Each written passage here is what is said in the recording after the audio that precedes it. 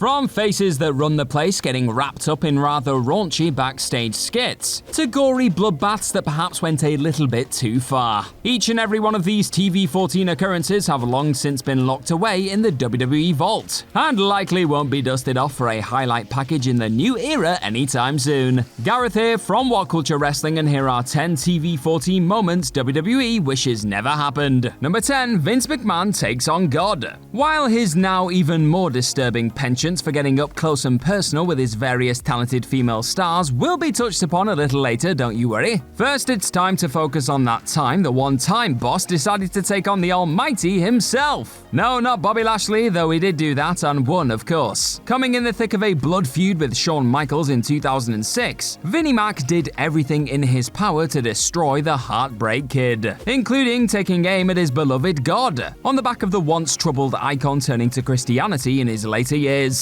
And if creating his own religion by the name of McMahonism wasn't problematic enough, Vince thought it wise to throw down with the Lord himself at Backlash, teaming with his son Shane in a match against HBK and, God. Sure enough, the simply insane storyline received a ton of criticism, and McMahon didn't even put God over in his only in-ring showing. Shameful. Number 9. Eddie Guerrero gets busted up and then some. WWE definitely hasn't hesitated to salute and praise the impact the late great Eddie Guerrero had on the wrestling landscape in the years since he was suddenly taken away in 2005. However, one moment the company won't ever be in a rush to pay homage to, involving the former WWE champion, came during one of Eddie's defenses of said strap against JBL at Judgment Day 2004. With the two warring rivals locked in a rather physical brawl, the former Bradshaw swung a steel chair at the champ's head, but instead of subtly executing a sneaky blade job that would produce a touch of color to infuse some additional drama into the showing, Guerrero utterly botched the cut, and he soon began drowning in his own blood. The two would foolishly continue on, of course, but the frankly grotesque visual of a blood-soaked champion, who was eventually rushed to hospital afterwards, pummeling his challenger to the point of disqualification, is something you definitely won't be seeing again in the latest era of TV-14. Number 8. Tori Wilson and Stacy Keibler talk up their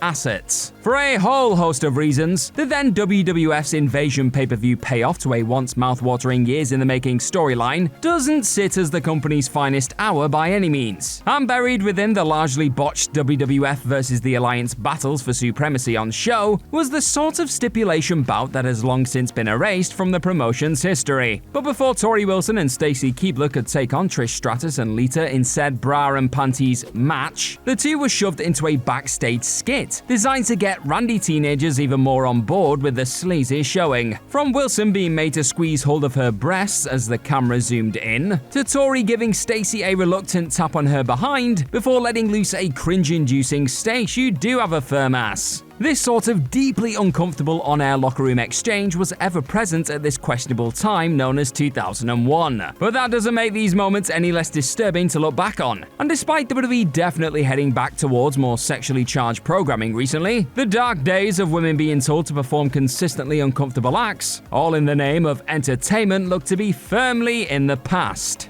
Number 7. Mickie James gives fans the V. From breaking down barriers with her in-ring style, to calling out the frequent BS going down within the biggest wrestling promotion on the planet, to pushing the limits when it comes to the stories women were permitted to tell on a national stage. Multiple-time women's champion and surefire Hall of Famer Mickie James' legacy will be felt within the industry for many years to come. Yet one moment WWE likely won't want you brushing up on when it pertains to the well-respected veteran came in arguably her most acclaimed program to date. As James and longtime rival Trish Stratus collided over the Women's Championship at WrestleMania 22, the former opted to follow a rather raunchy impulse that did actually fall in line with her Trish-obsessed character at the time, it must be said. However, the sight of James gesturing a V before licking her hand, after grabbing hold of her adversary's private area, surprisingly rubbed her Randy boss up the wrong way, with Vince reportedly erupting at Mickie as she got back through the curtain. Said beat was then ultimately erased from all future replays of the still gripping bout. Yep, I'm ashamed of that pun too, but moving on.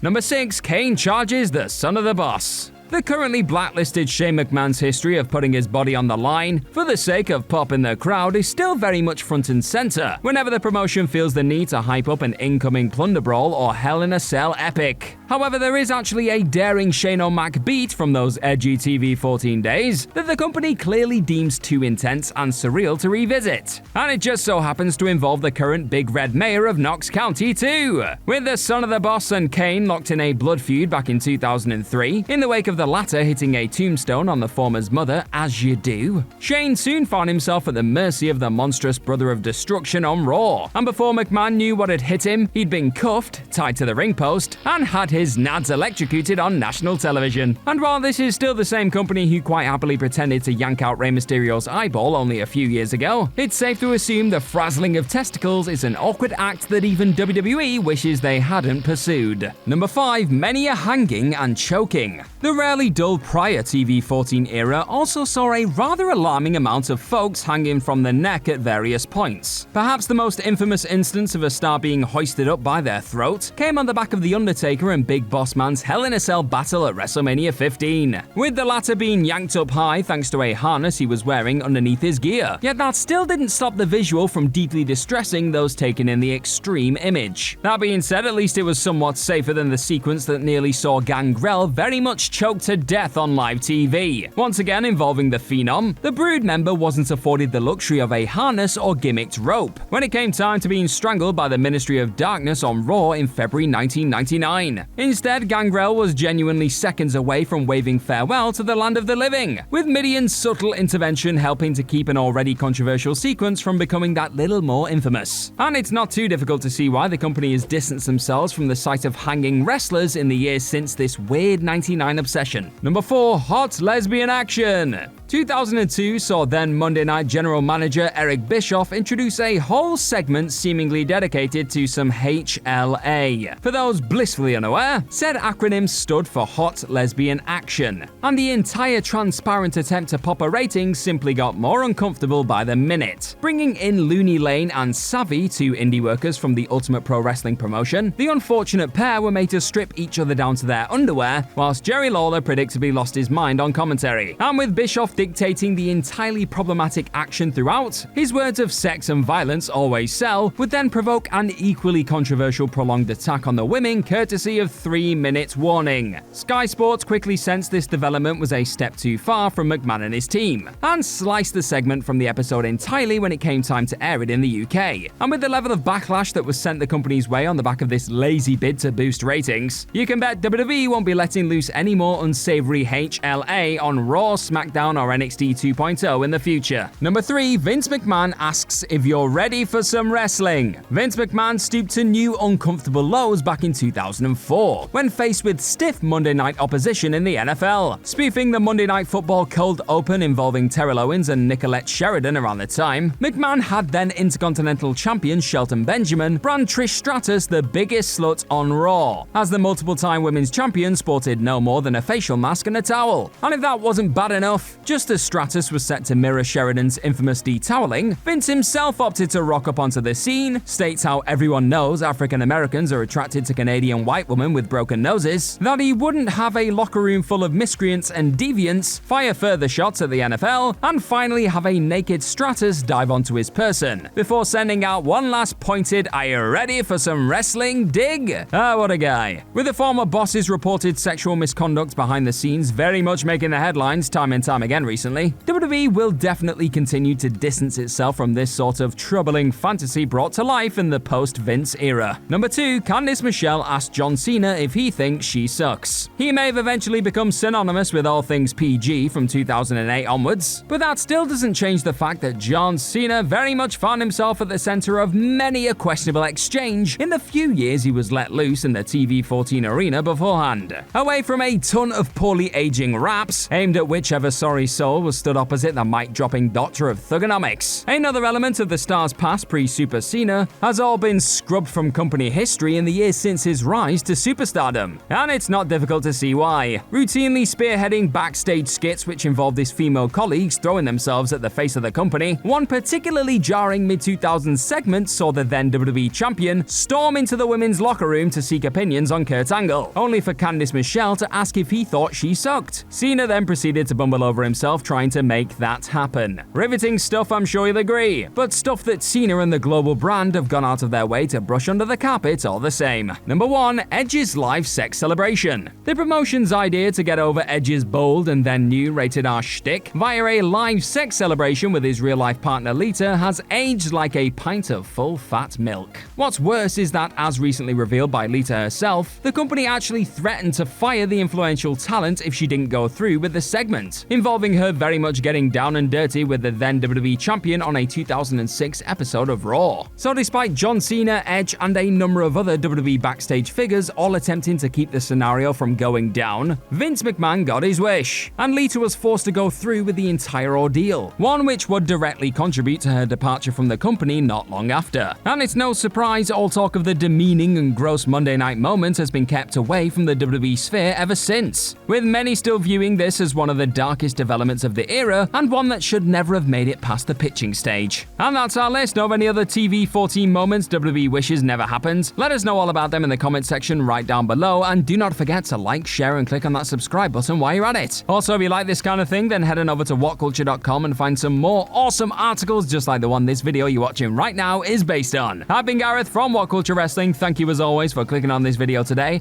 I hope to see you very, very soon, but in the meantime, be good to yourself. Bye bye!